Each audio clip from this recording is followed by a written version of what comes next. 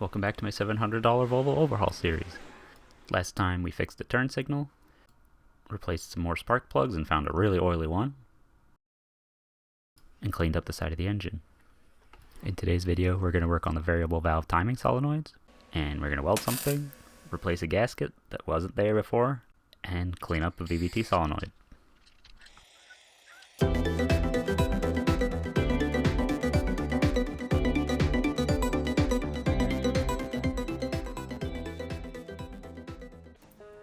So before running the engine again to find out where the leak's coming from, or if there are any leaks at the crank seal or the cam seals, I'm going to actually put the proper gaskets on the VVT solenoids here and here. And since the side of the engine's clean, it should allow us to identify where leaks are coming from and eliminate any leaks that are coming from here because of the improper installation. The issue with these parts isn't so much that they're cheap, though it can cause issues. It's really the installation was incorrect, which definitely caused issues. So before removing these, you want to make sure it's really clean around it so you don't get any dirt in the oil channels. So unfortunately, because it's gasket maker that was used, it is possible that gasket maker will have made itself into the channels, so you have to be extra careful with that.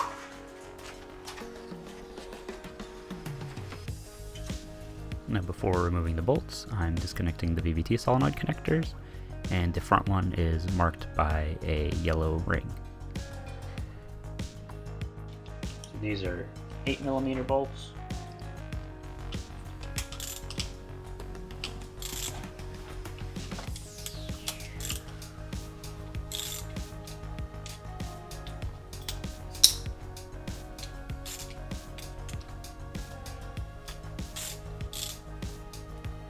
The oil was definitely coming up around the threads. Just pull it up. Okay. So you can see gasket material got pushed into the galleries, so and out, and it's just, I don't know how they did this because it looks like there's no gasket material on the surface and it's all around it. So it's actually probably because they torqued it down so hard, they just pushed everything out of the way. And here we can see the mating surface, and in the corners of the galleries you can see some carbon buildup. So what I'm doing here is using a razor blade as a scraper to remove the gasket material from the mating surface.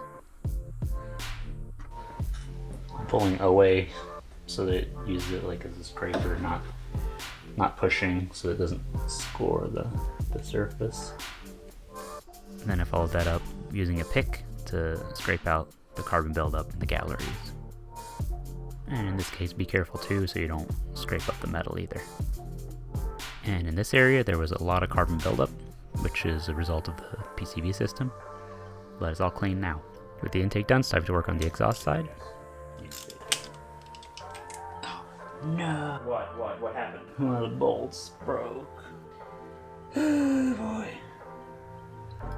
To figure out how bad this is, I gotta remove the solenoid anyway, so here we go. Probably means that it was not torqued to spec. The actual torque spec for these bolts is 10 Newton meters, which is really light. I guess that it was torqued down so hard because the gasket wasn't installed, so it wasn't sealing properly. Needless to say, this is really bad news, and I hope I'll be able to get the rest of the bolt out.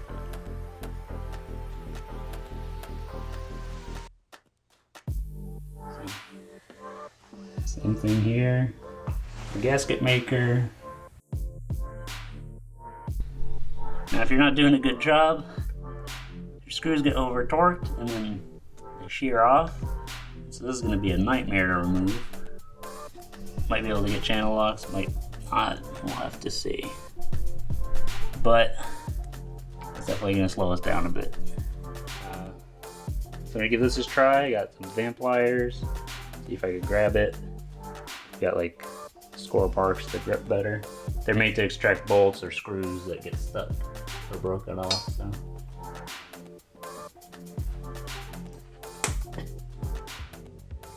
Can't tell. Got a little clean with brake clean so it's not too slippery. Maybe a tiny bit of PB Blaster in case, just to smooth it up. Because if this doesn't work, I guess you can try to drill it out, or maybe weld a nut on it. So if you're going to be maintaining your own car and you don't want to end up in a situation like this, it's important to do research for what parts you're going to buy and make sure you find out which parts are problematic so you don't buy them, and then buy parts that are good, or the best parts that you can afford. If you end up buying cheap parts like these VVT solenoids, for example, you might end up having to do the work twice and spending money again, and you don't want to end up selling your car at a loss. This kind of stuff added up on this car, and I ended up being able to buy it for just over scrap value as a result. And it feels like if the mechanic who worked on this car before was more conscientious, the previous owner probably would have kept it. It's a bust. So since it's too short, not enough to grab on, this is not going to work out. So instead of chewing it up more, I'm going to move on to something else. So whether we drill or weld it next, it's still worth it to tape things off, to protect the oil galleries, intake side too. Just don't want anything to fall in.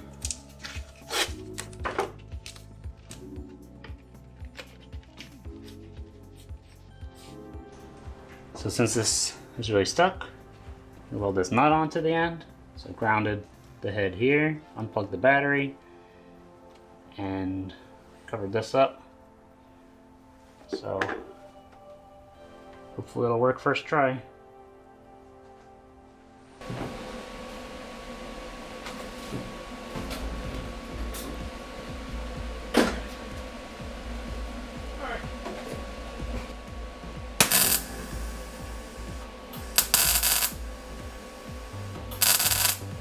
If you do have to go to the route of welding a nut on something, especially in the engine bay or any part of the car, make sure you disconnect the battery to protect the electrical systems, and make sure there's nothing flammable on the engine when you do it.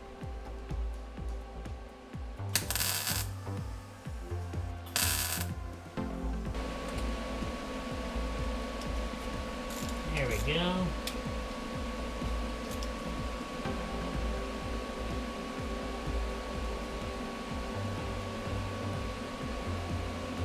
Okay. So, it worked. It's great. Now I just have to see if we have a spare or have to source another replacement.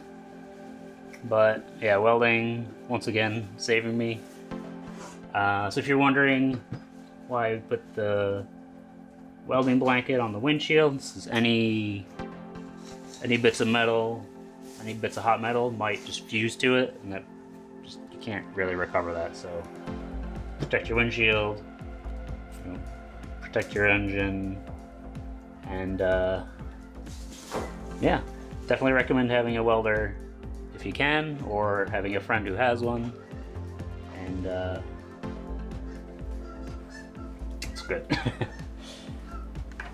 So this is when we went to the junkyard and picked up some old Volvo solenoids.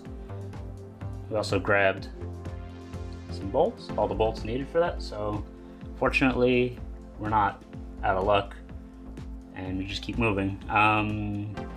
Yeah, so if you're going to be working on a car like this with high miles, questionable or unknown service history, No, it's known.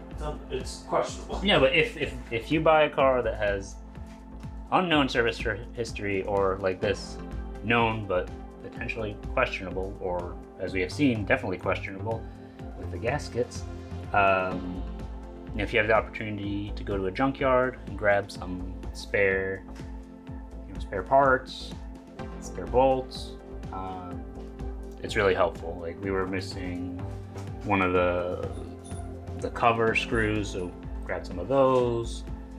We're lucky enough to grab some of these solenoid screws. I have the spare solenoids just in case these aftermarket ones don't work out, because some people on the forums have said they have issues with them. And fortunately so far, these don't seem to cause any problems, but in the event that they do eventually, the old Volvo ones can be cleaned up and reused. I'm gonna pull off the tape now, so we don't need it anymore. And put away the welding plastic.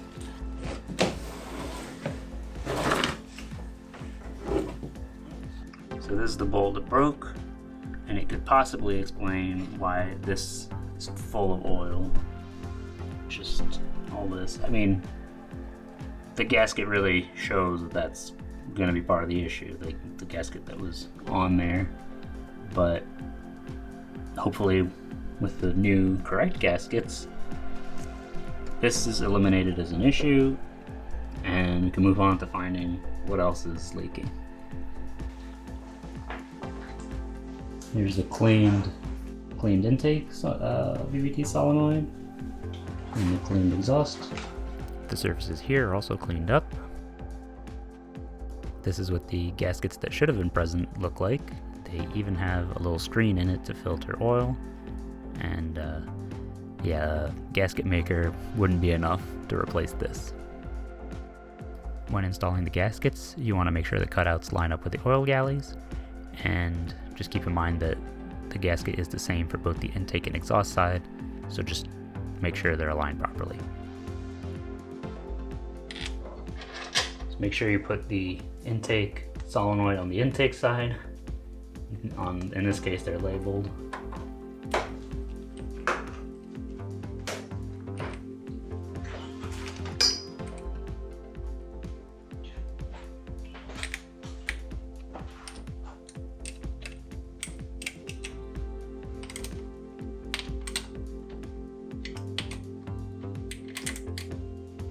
So to torque these down, they're 10 Newton meters, which is not a lot, and you want to do it diagonally, so one corner and then the opposite, and then same thing for the other two bolts.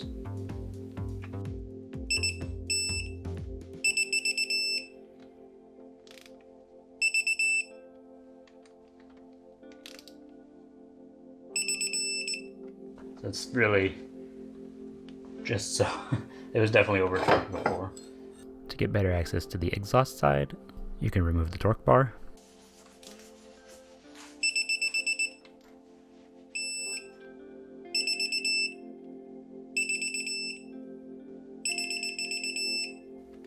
That's it. The yellow connector is the front, and you can actually see that repeated through the coil connections. Just bring it over, pop it on, connect the rear, and that's the VVT solenoids taken care of. Running the engine to see if we have any leakage anywhere, or where, if any, where there are leaks. And check at the side of the engine to see if any oil's coming down. Yeah. Well, that's really good news. These are the new gaskets are dry, and doesn't look like anything's leaking horribly right now after running it. Yeah, that's great. So previously I mentioned that the Professional Parts Sweden VVT solenoids are known to have issues. On the forums people say they just have check engine light after check engine light. And that ended up happening to me too. So on the exhaust side, I would get a timing issue or timing error, and it would throw a check engine light. So I had everything ready to get it inspected, and I'm driving along and everything's fine, and then suddenly, boom, check engine light, clear it, and then it just came back. So I ended up having to replace it. So I used a used Volvo VVT solenoid that I cleaned up and then installed. So I'm going to show you how to clean up a used solenoid, and then I'll install it. So here you have a Volvo exhaust VVT solenoid, and we're going to clean it up. So you can clean this surface without removing it, but without taking it apart. But otherwise, there's a T25 screw here.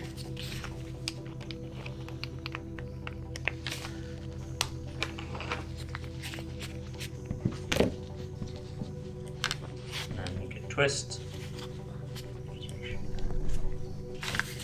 You grab this, twist and pull. Oh, and when you pull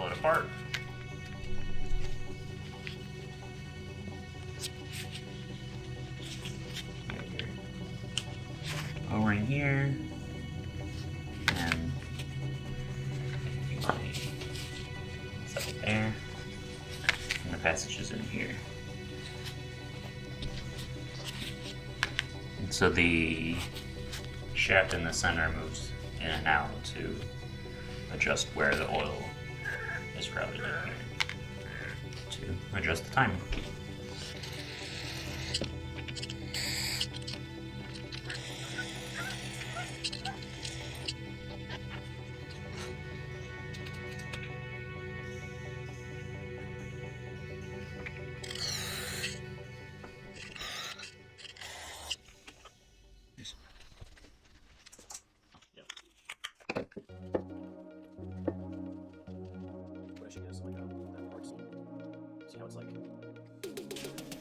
Okay, really this was just a cursory clean. There's not much to do, fortunately. So the one I just cleaned is the one that's going to go back in the car, and now we're going to check out one that's not in as good condition. Here we have some intake solenoid, or VVT solenoids, and you can see right here some buildup in there.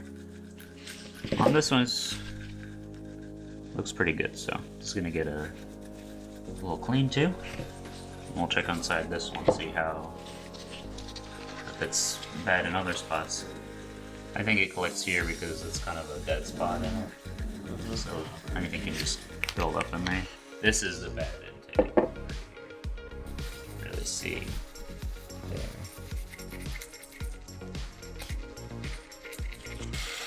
So right here, the fact that I even have to spray brake clean into it to pull it apart is a bad sign, because it means that the solenoid's probably sticking as well.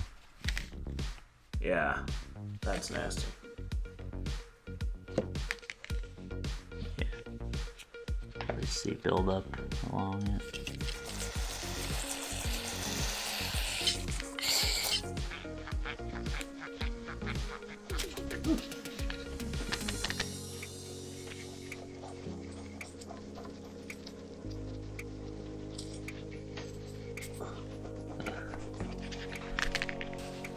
See how much dirt and carbon buildup accumulated.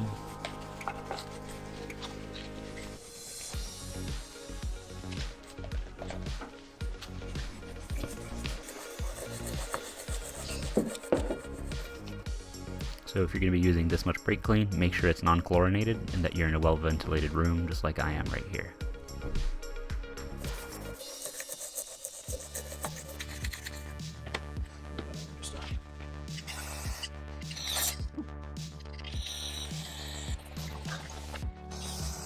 Because this one is so dirty, I'm going to actually remove the snap ring in here. I think this will fit.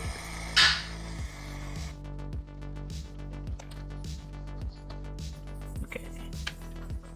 Get that out.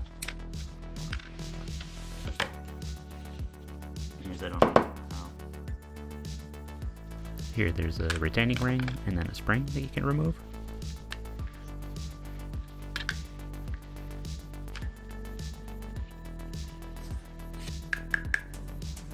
So here you're supposed to be able to remove the cylinder from the inside, but since it's gunked up with carbon and other buildup, it's really just stuck in there. One way you could get it out would be to soak it in diesel, but since I have other spares, I don't need to use this one. To access the solenoid, you remove the T30 screws, then remove the cover, and then disconnect it and remove the bolts.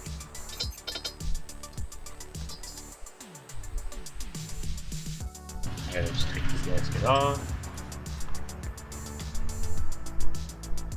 Yeah, squished it, so. Yep. Here the metal screen from the gasket got stuck on the mating surface, so I had to remove it. And with that done, we can reinstall the new gasket, and then install the new clean solenoid.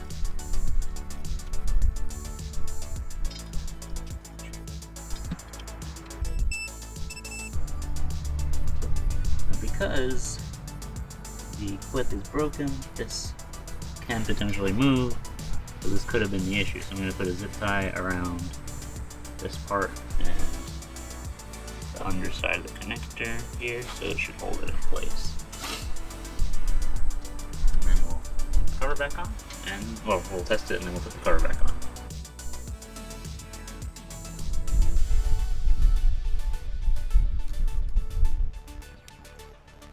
Zip ties right there. So eventually I'll wanna replace this harness because of all the. It's the same harness as for the coils, which the connectors are damaged. So that whole thing will get replaced.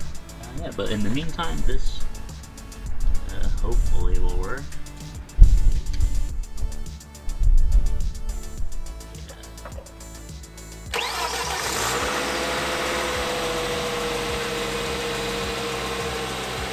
Here I'm revving up the engine to make sure nothing leaks and the timing doesn't have any issue.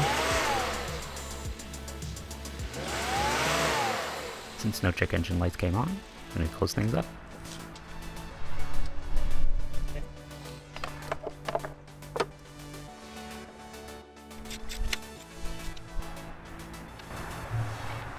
Alright, and that's it. And I'm back and the solenoids are changed, or at least the exhaust side is changed. And good news is, I passed inspection, so that's a really big milestone for this car.